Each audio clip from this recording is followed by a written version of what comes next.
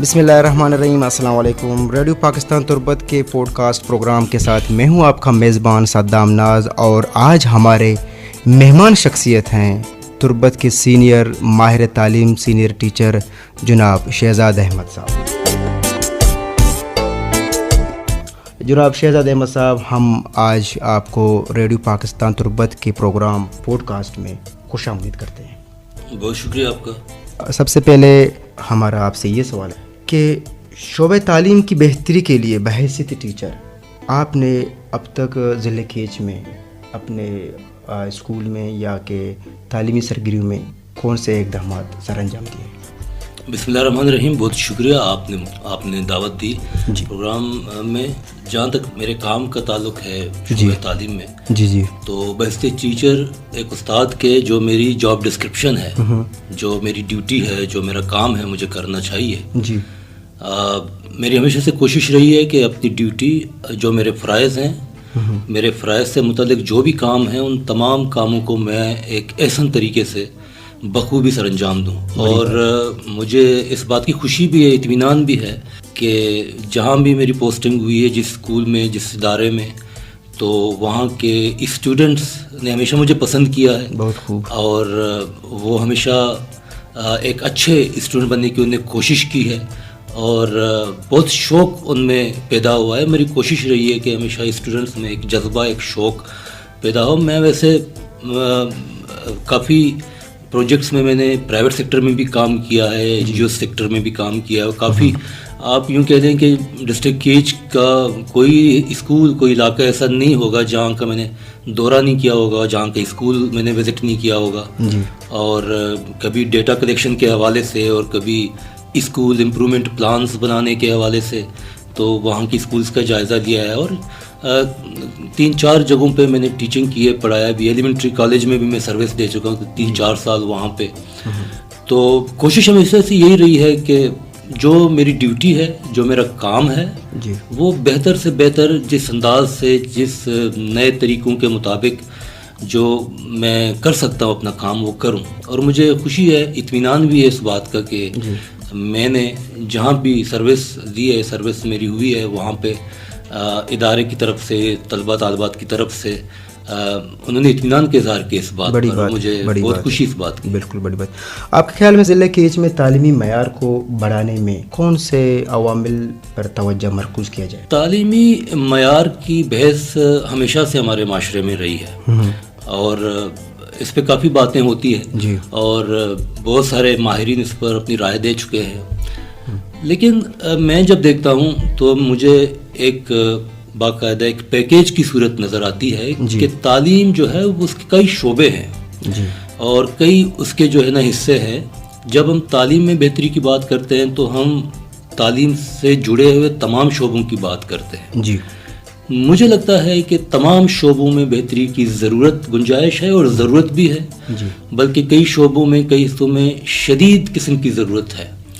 میں سب سے پہلے جو تعلیمی معیار کی بات کروں گا، دیکھیں معیار میں آپ کا سلیبس بھی آتا ہے، آپ کے ٹیچرز کی تربیت بھی آتی ہے، آپ کا انفراسٹرکچر بھی آتا ہے، جس ادارے میں آپ وہ کام کرتے ہیں، آپ کے جو آپ کا مٹیریل جو بکس میں ہے وہ بھی آپ کا آتا ہے، آپ کا ایگزام، آپ کے امتحانات کا جو نظام ہے وہ بھی اس کا حصہ ہے.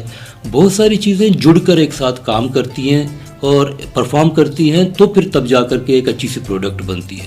لیکن اس میں جو سب سے میرے نزدیک جو سب سے اہم جو چیز ہے، جو حصہ ہے معیار نظام تعلیم کا، جس کا معیار تعلیم کو بہتر بنانے میں بہت ایک خاص اہمیت ہے، وہ ہے ہمارا سلیبس. کیونکہ میرے نزدیک سلیبس یا کیریکولم عمومی طور پر تمام نظام تعلیم، اور خصوصی طور پر سلیبس کی جب ہم بات کرتے ہیں تو وہ مجھے لگتا ہے وہ ایک فیکٹری ہے جس سے ہم پروڈکٹ بناتے ہیں. جس طرح کا ہمارا سلیبس ہوگا، جس طرح کا جو مٹیریل یا کنٹینٹ ہم لوگوں کو، بچوں کو پڑھائیں گے، ویسے ہی انسان ہمیں آگے جا کر ملیں گے. تو مجھے لگتا ہے کہ عصر حاضر میں بچوں کو ہم آہنگ بنانے کے لیے وقت اور حالات کے ساتھ، اور ان کو کچھ تخلیقی صلاحیت پیدا کرنے کے لیے ہمارا جو سلیبس ہے اس میں بہت سی تبدیلیوں کی ضرورت ہے. اس کے بغیر معیار تعلیم بہتر نہیں ہو سکتی. حالانکہ اس کے علاوہ بھی بہت سارے سیگمنٹ ہیں, جیسے کہ آپ ٹیچرز کی تربیت کو لے لیں.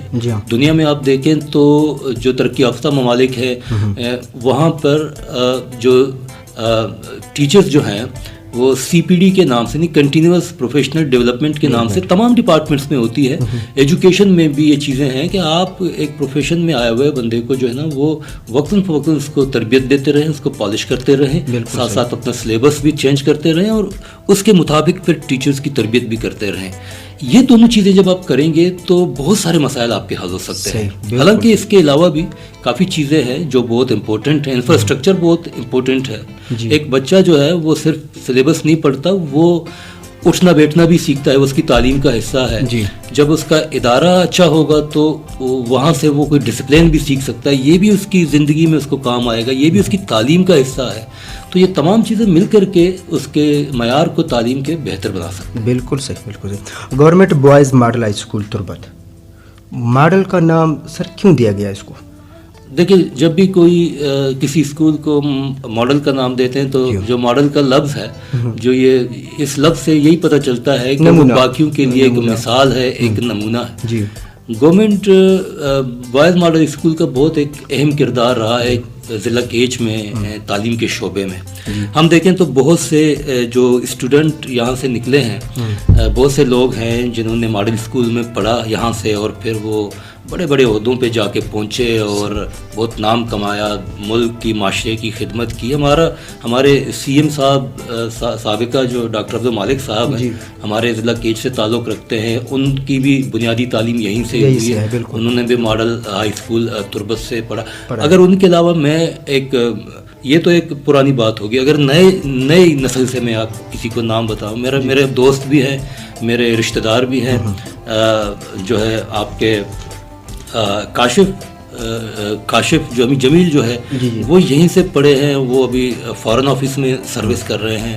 اور اس کے علاوہ بہت سارے ایسے لوگ ہیں, ان گنت لوگ ہیں جنہوں نے ماڈل ہائی اسکول تربت سے پڑھا اور وہ ابھی اس وقت بہت اچھے عہدوں پر ہیں اور بہت ملک کے لیے, معاشرے کے لیے فیصلے کرتے ہیں, اور بہت پڑھے لکھے لوگ ہیں جنہوں نے ماڈل ہائی اسکول تربت سے پڑھا. تو یہ آپ کہہ لیں کہ یوں ایک مدر انسٹیٹیوشن ہے ضلع کیچ کے لیے. بالکل. اس سے پڑھے ہوئے لوگوں نے جا کر کے دوسرے ادارے کھولے ہیں اور پرائیویٹ اسکولز کھولے ہیں, اور میں خود ماڈل ہائی اسکول تربت سے پڑھا ہوں. میری پرائمری سے تعلیم یہیں سے ہوئی ہے اور ابھی میں یہیں پہ ٹیچنگ بھی کرتا ہوں. کچھ میرے اساتذہ ابھی تک بھی سروس میں ہیں. تو میرے لیے یہ بڑا ایک خوشی کی بات ہے کہ میں یہیں سے تعلیم میں نے حاصل کی اور یہیں پہ میں اسٹوڈنٹس کو پڑھا رہا ہوں. اور سب سے اچھی بات یہ ہے کہ بہت کم لوگ ایسے ہوتے ہیں جن کو کوئی بائی چوائس کوئی پروفیشن ملتا ہے. تو میں سمجھتا ہوں میں ان لوگوں میں سے ہوں جو ٹیچنگ کرنا چاہتے تھے اور جن کو ٹیچنگ کرنے کا موقع اللہ نے دیا. زبردست. بحیثیت اساتذہ آپ کا معاشرے میں اہم مقام ہے. جو سبجیکٹ آپ اسکول میں پڑھا رہے ہیں اس کی تاریخ میں, یعنی سبجیکٹ کس طریقے سے آپ اس سبجیکٹ سے متاثر ہو کر اس کو چوز کر کے آگے آپ خود بھی پڑھے ہیں اور الحمدللہ آج آپ اسی اسکول میں ٹیچنگ کر رہے ہیں اس سبجیکٹ پر؟ میں سب سے پہلے تو آپ کے دو باتیں ان کو دو حصوں میں کرتا ہوں. ایک تو یہ کہ اساتذہ کے احترام کے حوالے سے اس میں کوئی شک نہیں ہے کہ ہم جہاں بھی جاتے ہیں, جہاں بھی کوئی, ابھی ضلع تربت میں بھی بہت سارے ایسے, بلکہ اکثر محکمے ایسے ہیں جہاں پہ میں جاتا ہوں آفیسز میں, کوئی نہ کوئی اسٹوڈنٹ وہاں پہ ضرور ہوتا ہے جو بڑی رسپیکٹ کرتا ہے. یہ ذاتی طور پر ایک لوگوں کا اپنی خوبی ہوتی ہے ان میں. لیکن میں سمجھتا ہوں کہ سرکاری سطح پر بھی اساتذہ کو ایک ان کی ڈگنیٹی, ان کے جو اسٹیٹس ہے ان کے مطابق ان کو وہ رسپیکٹ, وہ ایکسیپٹیبلٹی ہونی چاہیے. کیونکہ جب تک سرکاری سطح پر کوئی آپ جتنی زیادہ اہمیت دیں گے جس شعبے سے ریلیٹڈ لوگوں کو, وہ شعبہ اتنی زیادہ بہتر آگے جو ہے نا وہ ترقی کر سکتا ہے, بڑھ سکتا ہے. اور تعلیم کو ہمیں ترجیح دینی چاہیے. یہ میں سرکاری سطح پہ بات اس لیے کرتا ہوں کہ کیونکہ چونکہ ہمارا تعلق بھی ہے سرکاری سطح کے اداروں سے، تو وہاں پر یہ اس چیز کی اہمیت ہونی چاہیے. پھر اس سے ریلیٹڈ یہ ہے کہ اساتذہ کی جو فیسیلیٹیشن ہے، جو ان کی تربیت ہے، ان کی ٹریننگ ہے، ان چیزوں پہ فوکس کرنا چاہیے. میں ذاتی طور پر یہ سمجھتا ہوں کہ جن ممالک نے ترقی کی ہے، جو ممالک دنیا میں آگے بڑھے ہیں، ان کی سب سے پہلی ترجیح تعلیم رہی ہے، اور اسٹوڈنٹ اور معلم جو ہے نا ان کا وہ مرکزی نقطہ رہے ہیں ان کے تعلیمی نظام میں. تب جا کر کے ہم نے دیکھا ہے کہ وہاں پہ تخلیقی لوگ پیدا ہوئے ہیں اور ایسے کارنامے انہوں نے کیے کہ بعد میں دنیا ان کو مانتی ہے اور ماننے پہ مجبور بھی ہوتی ہے. تو میں سمجھتا ہوں کہ سرکاری سطح پر اساتذہ کو جو ان کا اسٹیٹس ہے، جو ان کا مقام ہے، وہ ان کو دینا چاہیے، جس میں مجھے لگتا ہے کہ شاید کچھ کمی بیشی ہے اس وقت. اور دوسرا جو حصہ آپ کے سوال کا تھا وہ یہ تھا کہ جو سبجیکٹ اس وقت میں پڑھا رہا ہوں اس کی کیا اہمیت ہے. میں ایک ایز اے اسسٹنٹ جرنل اپنی سروس دے رہا ہوں ماڈل بوائز اسکول تربت میں. تو میں کافی سبجیکٹس پڑھاتا ہوں. میں نے method of teaching Islamic studies پڑھائی ہے، میں نے اردو بھی میں نے پڑھائی ہے، اور اس وقت میں پاک اسٹڈیز پڑھا رہا ہوں. میں چونکہ ایم اے ایجوکیشن کے ساتھ ساتھ جو سبجیکٹ میرا تھا وہ ماسٹر لیول پہ پولیٹیکل سائنس رہا ہے، تو میں سمجھتا ہوں کہ جو پاک اسٹڈیز کا سبجیکٹ ہے وہ چونکہ سیاسیات سے بہت نزدیک ہے، کیونکہ پاک اسٹڈیز میں ہم بچوں کو پاکستان کی تاریخ پڑھاتے ہیں، جغرافیہ پڑھاتے ہیں، اس کے جو سیاسی اور انتظامی اور حکومتی نظام کے بارے میں پڑھاتے ہیں، اور سوسائٹی میں جو ہمارے جو کلچرل نارمز ہیں یا جو ملٹیپل کلچرز ایگزسٹ کرتے ہیں، ثقافتیں ہیں، قومیتیں ہیں، ان تمام چیزوں کا تعلق کسی نہ کسی حوالے سے، کسی نہ کسی طرح سے سیاسیات کے شعبے سے جا کر ملتا ہے. تو ایک طرح سے آپ یوں کہہ لیں کہ پاک اسٹڈیز جو ہے نا وہ ہمارے ملک کی جو سیاسی نظام ہے اس کو میں پڑھاتا ہوں. اور میرے نزدیک اس چیز کی بڑی اہمیت ہے، کیونکہ لوگ جب تک سوشلی، سیاسی طور پر اور سماجی طور پر اویئر نہیں ہوں گے تو مجھے لگتا ہے کہ ان کی جو سوشلائزیشن ہے یا جو سماجی تربیت ہے وہ کہیں نہ کہیں جا کر ادھوری ہے. کوئی ڈاکٹر بن کے نکلتا ہے، کوئی انجینئر بن کے نکلتا ہے، کوئی وکیل بن کے نکلتا ہے، وہ ایک خاص شعبوں میں اپنی پڑھائی کرتے ہیں، لیکن اس کے ساتھ ساتھ وہ سوسائٹی کے ایک ممبر بھی ہیں، وہ ایک رکن ہے، ایک اچھے سٹیزنز ہیں. ان کے لیے بھی ضروری ہے کہ وہ سیاسی، سماجی اور انتظامی اور قانونی پہلوؤں کو کسی ملک کے کسی سماج میں جہاں وہ رہ رہے ہیں اس کو اچھی طرح سے جانیں، پہچانیں، تاکہ وہ ایک اجتماعی رول پلے کر سکیں. کیونکہ ضروری نہیں ہے کہ ہم تمام لوگوں کو ڈاکٹر بنا کے بھیجیں. ہو سکتا ہے کچھ ہمارے طلبہ طالبات میں سے آگے جا کر کے لیڈر بن جائیں، پولیٹیشنز بن جائیں، سیاستدان بن جائیں. تو ان کے لیے بڑا ضروری ہوتا ہے کہ وہ ایک سماجی، سیاسی، قانونی اور انتظامی پہلو جو ہے جو ہمارے معاشرے کے ہیں ان کو سمجھیں، ان کو پرکھیں.